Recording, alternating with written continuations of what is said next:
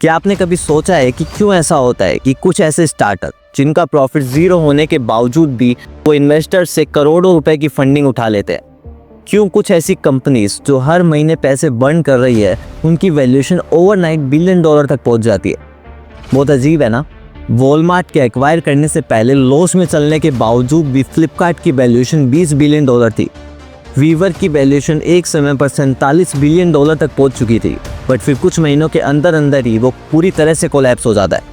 और बायजूस, इंडिया का largest edtech startup, अपने पीक टाइम पर इसकी वैल्यूएशन भी 22 बिलियन डॉलर तक पहुंच गई थी, बट आज ये अपने कर्ज को भी अच्छे से पे नहीं कर पा रहा है। तो ये सब कैसे होता है?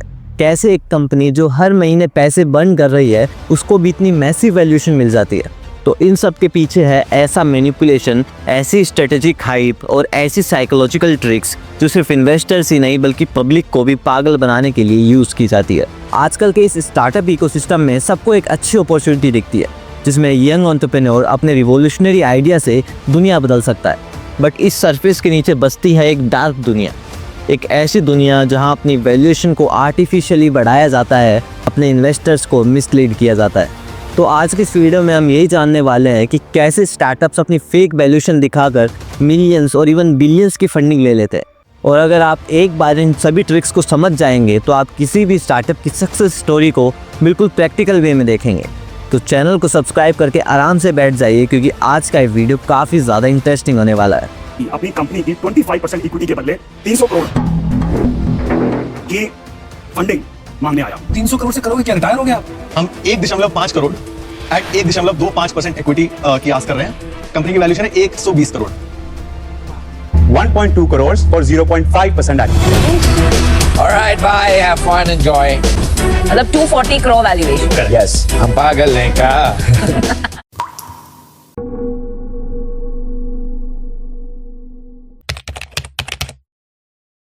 तो इससे पहले कि हम उन मैनिपुलेशन ट्रिक्स को समझे, हमें ये जानना चाहिए कि स्टार्टअप वैल्यूएशन का आखिर मतलब क्या होता है। तो स्टार्टअप वैल्यूएशन का बेसिकली मतलब ये होता है कि एक कंपनी की वर्थ कितनी है, उसकी वर्थ को ही उसकी वैल्यूएशन कहा जाता है। बट आजकल स्टार्टअप की वैल्यूएशन उनके एक्चुअल प्रॉफिट या रेवेन्यू के बेस पर नहीं बल्कि उनके फ्यूचर पोटेंशियल के बेस पर निकाली जाती है कि किसी न किसी पॉइंट पर आकर ये कंपनी अच्छा प्रॉफिट जनरेट कर सकती है।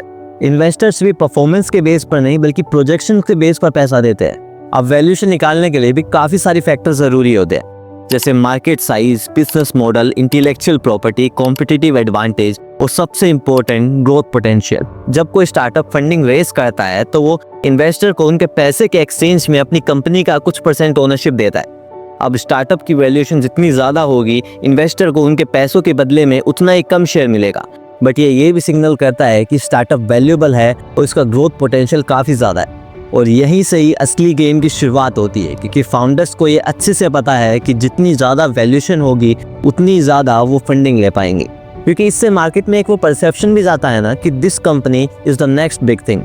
और इन्वेस्टर भी ये बात जानते हैं कि अगर वो जल्दी से इन्वेस्ट कर देंगे तो जब इस स्टार्टअप को पब्लिक किया जाएगा या फिर कोई बड़ा प्लेयर इसको एक्वायर कर लेगा तो वो अच्छे प्रॉफिट के साथ एग्जिट ले सकते हैं। और इसीलिए इस इकोसिस्टम का हर मेंबर, फिर चाहे वो फाउंडर हो या इन्वेस्टर, वो अपने स्टार्टअप की वैल्यूएशन को हमेशा ज़्यादा ही रखना चाहते हैं, फिर चाहे एक्चुअल नंबर कुछ भी बताएं।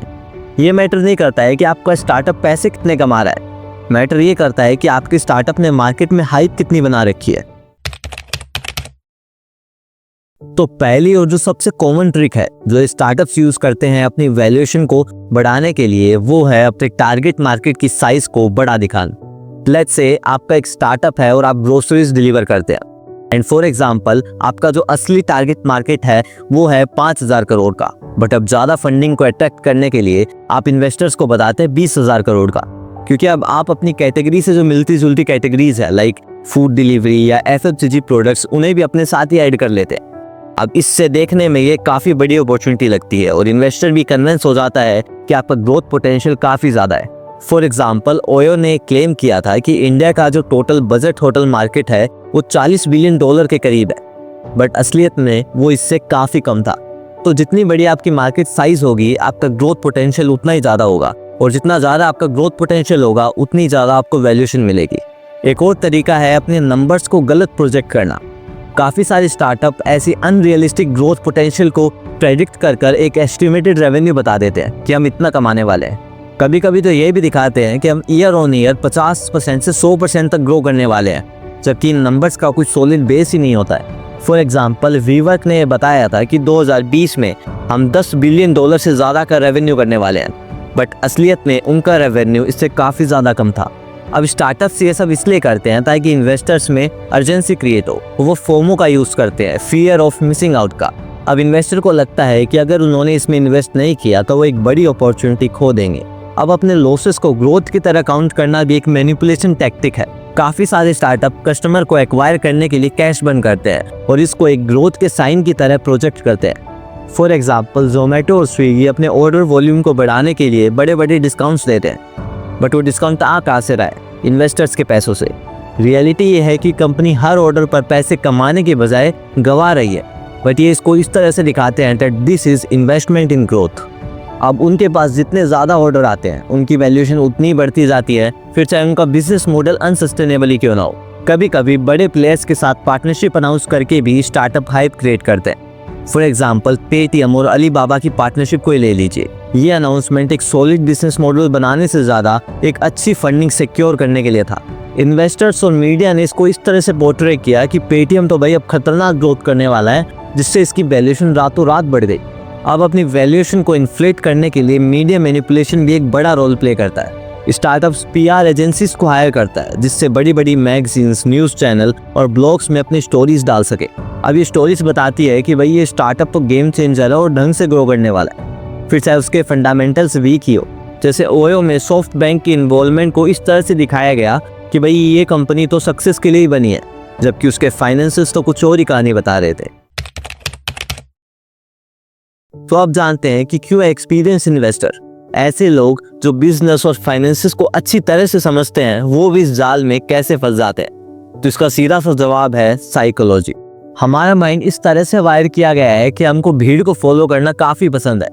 जब कोई एक बड़ा इन्वेस्टर किसी स्टार्टअप में इन्वेस्ट करता है तो बाकी लोग भी उसको फॉलो करने लगते हैं। अब कोई भी नेक्स्ट $1 बिलियन अपॉर्चुनिटी को मिस थोड़ी करना चाहेगा।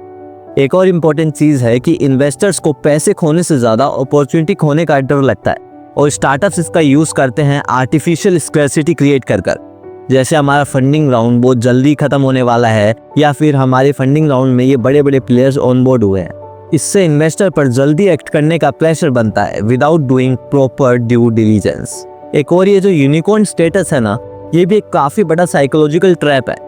तो यूनिकॉर्न का बेसिकली मतलब होता है ऐसी कंपनी जिसकी वैल्यूएशन $1 बिलियन से ज़्यादा हो, और स्टार्टअप्स इस स्टेटस तक पहुंचने के लिए वो ढंग से जोर लगाते हैं, फिर चाहे उनकी वैल्यूएशन मैनिपुलेटेड नंबर्स के बेस पर ही हो। फॉर एग्जांपल, एक स्टार्टअप है फार्मेसी। इसने यूनिकॉर्न बनने तक $1 का भी प्रॉफिट नहीं कमाया था, बट एक वो परसेप्शन बनता है ना कि भाई यूनिकॉर्न है, तो उससे एक मोमेंटम बनता है, ज़्यादा इन्वेस्टर, ज़्यादा मीडिया कवरेज, ज़्यादा फंडिंग। पर तब क्या होता है जब ये हाइप चौपट हो जाती है, जब इनका बिजनेस मॉडल खुद के ही बोझ तले दब जाता है। आईपीओ के बाद वीवर की वैल्यूएशन $47 बिलियन से $10 बिलियन पर आ गई। बायजूस, जो एक टाइम पर सक्सेस का सिंबल बन गया था, आज सर्वाइव करने के लिए भी स्ट्रगल कर रहा है। जब ये बबल फटता है ना, तो इससे इन्वेस्टर सफ़र करता है, इससे एम्प्लॉय सफ़र करते हैं, क्योंकि फाउंडर तो मिलियंस लेकर पहले ही निकल चुका होता है।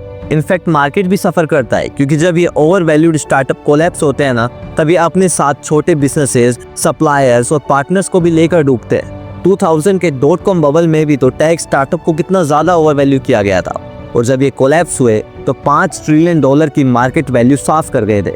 तो बहुत कम ही ऐसी स्टार्टअप की सक्सेस स्टोरीज होती है जो वैसी ही होती है जैसी दिखाई जाती है। तो अगली बार जब भी आप किसी स्टार्टअप के बारे में सुने कि वो यूनिकॉर्न बन गया है या फिर वो अभी चर्चा में चल रहा है, तो एक बार क्रॉस चेक जरूर कर लीजिएगा कि वो रियल बिजनेस ही है या फिर एक केयरफुली क्राफ्टेड इल्यूजन है।